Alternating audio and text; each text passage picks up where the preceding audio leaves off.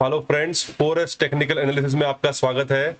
ये एक learning video है, तो अगर आप अभी बिजी हैं तो इस वीडियो को पॉज कीजिए, वीडियो को लाइक कीजिए, चैनल को सब्सक्राइब कीजिए और जब आपके पास 10 मिनट्स है तब इस वीडियो को आके आराम से देखिए। इस वीडियो में मैं अपना बीपीसीएल का पोजीशन और इस चार्ट के संबंधित जो भी लर्निंग्स है वो आपके साथ शेयर करूंगा, ताकि आप इन लर्निंग्स के साथ एक अच्छे इन्वेस्टर और ट्रेडर बने। जैसे कि आप यहाँ देख सकते हैं, हम डेली टाइम फ्रेम में है। एक बहुत अच्छा सिमेट्रिकल ट्रायंगल का पैटर्न है ये, आप यहाँ देख सकते हैं। ये डाउन ट्रेंडिंग लाइन है। अक्टूबर 2019 से बीपीसीएल एक डाउन ट्रेंडिंग स्ट्रक्चर में था और पोस्ट कोविड ये रिकवर करता हुआ फिर इस ट्रेंड लाइन के पास आया। यहाँ फिर से उसने रेजिस्टेंस लिया and then it started converting its structure. अगर आप यहाँ देखेंगे, ये स्टॉक यहाँ से लेके यहाँ, फिर यहाँ, फिर यहाँ, फिर यहाँ, फिर यहाँ और फिर यहाँ, ऐसा स्ट्रक्चर बनाता हुआ एक सिमेट्रिकल ट्रायंगल पैटर्न में कंसोलिडेट करता गया। इस पॉइंट पे उसने फर्स्ट ब्रेकआउट अटेम्प्ट किया अपना, जो फेल हो गया। आप देख सकते हैं ब्रेकआउट होने के तुरंत अगले दिन it retraced back into the triangle. बहुत बार क्या होता है फ्रेंड्स, यहाँ पे आप पोजीशन बना लेते हो, you look at this as a breakout. अभी दो तरह के हमारे पास ट्रेडर होते हैं, एक जो इमीडिएट ब्रेकआउट के ऊपर ट्रेड करते हैं और कुछ होते हैं जो ब्रेकआउट के बाद कंफर्मेशन का वेट करते हैं। अभी बहुत सारे ट्रेडर्स ने यहाँ देखा होगा कि ये एक जोन था जहां पे उसने बहुत बार रेजिस्टेंस लिया, यहाँ उसने जोन का ब्रेकआउट कर दिया और एक डिसेंडिंग ट्रेंड लाइन का भी ब्रेकआउट कर दिया। तो बहुत सारे लोग यहाँ पे लॉन्ग गए होंगे इस स्टॉक में। परेशानी तब आती है फ्रेंड जब आप स्टॉप लॉस अपना लॉजिकल ना रखें। हम अज्यूम करते हैं कि आगे का तो प्राइस एक्शन हमारे पास था नहीं, so for the time being will ignore this candles here. तो अगर आपने लेट अस से 427 पे एक लॉन्ग पोजीशन बनाया है इस स्टॉक में, जिन जिन लोगों ने अपना स्टॉप लॉस 400 या 400 के आसपास रखा होगा, जैसे ये प्राइस रिवर्स हुआ इस पॉइंट से, ये लगभग 6 पॉइंट का रिवर्सल था, उनके स्टॉप लॉसेस ट्रिगर हो गए होंगे। एंड बहुत सारे ट्रेडर्स एकदम टाइट स्टॉप लॉस रखते हैं। सो अगर आप देखेंगे, ये जो मेजर फॉल आया है इस स्टॉक में, ये उसी कारण आता है जब कुछ स्टॉप लॉसेस ट्रिगर होते हैं और पैनिक आ जाती है मार्केट में, और उसके साथ साथ सेलिंग का भी प्रेशर आता है स्टॉक में, क्योंकि ब्रेकआउट फेलियर के ऊपर भी ट्रेड करने वाले बहुत सारे ट्रेडर्स होते हैं स्टॉक मार्केट में, and then you see such a fall. Now logically अगर आप यहां बाय लेते हो, आपका स्टॉप लॉस हमेशा लास्ट स्विंग जो मार्केट ने बनाई हुई है उसके नीचे होना चाहिए। So if you have made a buy here, आपका लगभग 16% का स्टॉप लॉस आता। अभी अगर आप 16% का स्टॉप लॉस नहीं ले सकते हो इस स्टॉक में, देन ये एंट्री पॉइंट आपके लिए सही नहीं थी। आपको इस स्टॉक को सिंपली इग्नोर कर देना चाहिए था। तो और एक पॉइंट आप नोटिस कीजिए, हमने ये पॉइंट और ये पॉइंट कनेक्ट करके ट्रेंड लाइन बनाई थी। इस स्टॉक ने यहाँ एक बार ये ट्रेंड लाइन को रिस्पेक्ट किया, यहाँ सेकंड टाइम ये ट्रेंड लाइन को रिस्पेक्ट किया और यहाँ थर्ड टाइम इसने ट्रेंड लाइन को रिस्पेक्ट किया।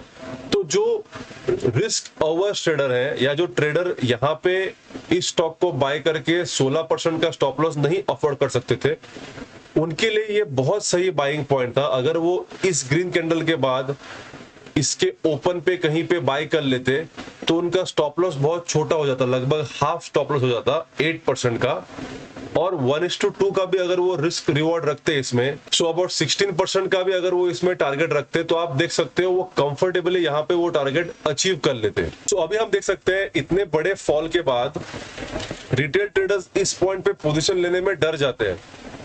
देखो, डर जाहिर है, बट अगर आपने एक ट्रेंड लाइन ड्रॉ की है, एक स्विंग लो है उसके आसपास, अगर आप यहाँ पे अगर ये लाइन भी ड्रॉ करेंगे तो देखेंगे एक सपोर्ट पॉइंट का कॉन्फ्लुएंस है, तो डरने वाली कोई बात नहीं है। स्टॉक मार्केट में हमेशा हमें राइट होने की जरूरत नहीं है, हमें एग्जीक्यूट करना है हमारे एनालिसिस को। मार्केट इज सुप्रीम, हमारे एनालिसिस सही है या गलत है ये स्टॉक मार्केट डिसाइड करेगा, लेकिन अगर हम एग्जीक्यूशन करने में चूक गए तो हमारी कंसिस्टेंसी बिगड़ जाएगी। सो प्लीज रिमेंबर, अगर आपके ट्रेंड लाइन के पास प्राइस आया है और वहां से उसने एक बुलिश पैटर्न के साथ कंफर्मेशन दिया है, then as pattern traders it is our obligation कि हम वहां पे पोजीशन बनाए।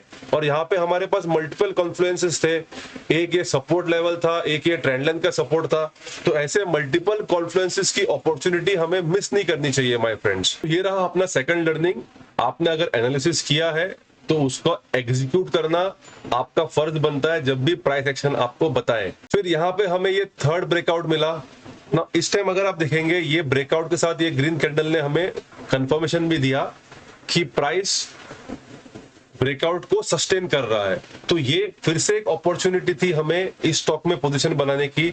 यहां अगर आप बाय बनाते समवेयर एट दिस पॉइंट, आपका अभी इमीडिएट स्विंग लो ये बन जाता विच इज 10%। अगेन अगर आप 10% का स्टॉप लॉस अफोर्ड कर सकते हो तो ये एक फिर से अच्छी एंट्री पॉइंट होती हमारे लिए। और अगर आप यहाँ पे एंट्री करते तो आपके इमीडिएट टारगेट, अगर आपको 1:2 का रिस्क रिवॉर्ड रखना है तो करीबन 500 would have been your immediate target, जो अभी तक आया नहीं है। बट अभी तक आपका स्टॉप लॉस भी उस पोजीशन में ट्रिगर नहीं हुआ है। अज्यूम कीजिए कि आपको 10% का स्टॉप लॉस नहीं लेना था। इन दैट केस ऑल्सो जब भी कोई स्टॉक ब्रेकआउट करता है, ज्यादातर स्टॉक ब्रेकआउट के बाद जरूर अपने प्रीवियस लेवल को रिटेस्ट करने आते हैं। यहाँ पे अगर आप ऑब्जर्व करेंगे इस स्टॉक ने भी ये लेवल का ब्रेकआउट किया और फिर उस लेवल को रिटेस्ट करने आया। Now this was a second beautiful point of Confluence. अभी अगर आप यहाँ देखेंगे हमारे पास एक जोन था, ये जोन पहले रेजिस्टेंस की तरह काम कर रहा था और अभी ये जोन सपोर्ट की तरह काम कर सकता था। यहाँ दो कॉन्फ्लुएंसेस थे, एक हो गया अपना जोन, दूसरा हो गया डाउन ट्रेंड लाइन जो अभी सपोर्ट की तरह काम करती। ये डबल कॉन्फ्लुएंस के साथ भी अगर हम यहाँ पे एक बाय पोजीशन बनाते, इस केस में हमारा स्टॉप लॉस फिर से बहुत छोटा हो जाता। तो अज्यूम करते हैं कि हमने इस क्लोज के बाद देखा कि हमें एक बाय पोजीशन मिल रहा है, यहाँ पे हमें लगभग 9% का स्टॉप लॉस लगता और 18% की हमें टारगेट मिलती, तो भी ये बहुत अच्छी ट्रेड होती है। ये ट्रेड अभी भी आपकी एक्टिव होती और आपने अभी तक इस ट्रेड में कोई लॉस नहीं किया होता माय फ्रेंड्स। लास्टली और एक इसमें बहुत बढ़िया अपॉर्चुनिटी आई जो आई एम श्योर बहुत सारे रिटेल ट्रेडर्स ने मिस कर दी होगी। आप देख सकते हैं यहां से लेके यहां तक ये स्टॉक ने रैली की। जो 10-15 टारगेट के लिए स्विंग ट्रेड करते हैं उन्होंने तो ये डेफिनेटली बुक कर दिया होगा। 15% का अप मूव आया इस स्टॉक में लगभग 10 दिनों में। अगर इस पॉइंट में भी आपने बाय लिया होता तो एक 8% के स्टॉप लॉस के साथ लगभग 16% की अगर आपकी टारगेट भी होती तो आपने वो अचीव कर ली होती स्टॉक में। मान के चलिए कि आपने बुक नहीं किया, आपको और अपेक्षा थी इस स्टॉक से, तो इन दैट केस ऐसे फॉल जब आते हैं मार्केट में तो ज्यादातर रिटेल ट्रेडर्स इसको देख के पैनिक में अपना पोजीशन एग्जिट कर लेते हैं। और होता क्या है, more often than not price comes, settles at a previous level and then starts moving upwards. तो फ्रेंड्स ये सब पेशेंस का गेम है। इसमें अगर आप देखेंगे प्राइस तो मार्केट में ऊपर नीचे होते रहता है। This was a healthy correction, but क्या इसने अपना स्ट्रक्चर कन्वर्ट किया था डाउन ट्रेंड में? नहीं। और जब तक कोई भी स्ट्रक्चर इंटैक्ट है हमें पैनिक होने की कोई जरूरत नहीं है। इसमें भी अगर आप ऑब्जर्व करेंगे स्टॉक उसी प्राइस में आया, एक बहुत बढ़िया लेवल पे आया जहां पे उसने अभी सेकंड टाइम सपोर्ट लिया आफ्टर 7 डेज ऑफ कंसोलिडेशन, एक रेंज बनाई और ये रेंज का ब्रेकआउट रिटेस्ट के बाद फिर से एक रैली ऑन द अपसाइड की। This again was a good position. जो रेंज ब्रेकआउट ट्रेडिंग समझते हैं उनके लिए ये बहुत फैंटास्टिक अपॉर्चुनिटी थी। सबसे छोटे स्टॉप लॉस के साथ विच इज अराउंड 4%, 1:2 या 1:3 का रिस्क रिवॉर्ड आप इसमें कंफर्टेबली अचीव कर सकते थे। चलिए दोस्तों, सो हम अभी तक जितने भी हमने पोजीशंस डिस्कस किए थे वो सबको समझ लेते हैं और देख लेते हैं कि हमको किस पोजीशन में लॉस और किस पोजीशंस में प्रॉफिट हुआ होता। सो लेट अस से ये अपना पोजीशन 1 है। Price came into this trend line, मेरा प्रीवियस स्विंग लो यहाँ पे है और मेरा टारगेट हमेशा 1:2 का है जो लगभग यहाँ पे आता। इफ यू सी हमारे फर्स्ट पोजीशन ने हमें प्रॉफिट दिया होता, सेकंड पोजीशन हम इस ब्रेकआउट और इस ओपन के साथ लेते, अपना स्टॉप लॉस होता इस स्विंग के नीचे और टारगेट होता 1:2। अभी क्योंकि ये स्टॉप लॉस बहुत डीप है, आप अभी भी इस पोजीशन में बने हो, ये पोजीशन में आपने अभी तक लॉस नहीं किया हुआ है माय फ्रेंड्स, इसको ध्यान में रखिए। बट हाँ, इस पोजीशन ने आपको बहुत सारा पेन दिया होगा, एंजाइटी दी होगी, but that is part of the game। आप ऐसे पोजीशंस में तभी एंटर कर सकते हो जब आपको लॉजिकल स्टॉप लॉस लगाना और उसको रिस्पेक्ट करना आता हो, क्योंकि अगर आपने ये स्टॉप लॉस इस लेवल के नीचे या इधर किधर या किधर किधर आर्बिट्री लगा दिया होता तो आप स्टॉप आउट हो जाते, आपको लॉस एक्सपीरियंस हो जाता। हालांकि ये स्टॉक अभी भी आपके एनालिसिस की दिशा में बना हुआ है। तो हमने दूसरा पोजीशन देखा, दूसरा पोजीशन भी अपना अभी प्रॉफिट में है। चलिए हम तीसरा पोजीशन समझ लेते हैं। तीसरा पोजीशन हम कहीं यहां बनाते, इस स्विंग के नीचे अपना स्टॉप लॉस रहता और टारगेट रहता 1:2। तो जैसे कि आप यहां देख सकते हैं अपना third position would have been close successfully, और इस कैंडल में भी अगर आप उसको क्लोज करते तो आपको लगभग 1:2.5 का रिवॉर्ड्स मिलता, बट उसकी हम बात नहीं करेंगे। हमारी टारगेट 1:2 थी और हमें 1:2 अचीव हो गई। तो अभी तक हमने 3 ट्रेड देखे हैं। अपना फोर्थ ट्रेड यहाँ पे होता इस ब्रेकआउट के और कंफर्मेशन के बाद, स्टॉप लॉस होता इस स्विंग के नीचे। ये देखिए यहाँ पे अगर आप कहीं बाय करते, इस स्विंग के नीचे आपका स्टॉप लॉस रखते और 1:2 का टारगेट रखते, तो ये ट्रेड अपनी अभी एक्टिव है। इसमें हमने 15% प्रॉफिट टारगेट्स अचीव किए हैं, बट इसमें भी अभी तक हमारा स्टॉप लॉस हिट नहीं हुआ है। फिफ्थ ट्रेड में अगेन आप देखते हैं आपका स्टॉप लॉस इसके नीचे है, टारगेट होता 1:2। यहाँ पे भी हम अभी पॉजिटिव में है, लेकिन हमें अभी तक स्टॉप लॉस एक ट्रेड में भी हिट नहीं हुआ है। हमने 2 ट्रेड सक्सेसफुली क्लोज किए हैं, 3 ट्रेड्स में हमारा पोजीशन अभी ओपन है। लास्ट ट्रेड हमें यहां मिलती इस लेवल पे, इस लेवल पे हमारा स्टॉप लॉस अगेन बहुत छोटा होता। यहाँ पे हमारा रिस्क रिवॉर्ड होता 1:2 एंड हमने अपने इस ट्रेड में 6 ट्रेड में सक्सेसफुली पोजीशन क्लोज कर दिया होता अगर आप 1:2 रिस्क रिवॉर्ड के साथ मार्केट में खेल रहे हो। तो फ्रेंड्स आपने देखा हमने टोटल 6 ट्रेड्स देखे, 6 में से 3 ट्रेड्स अभी भी आपके एक्टिव है।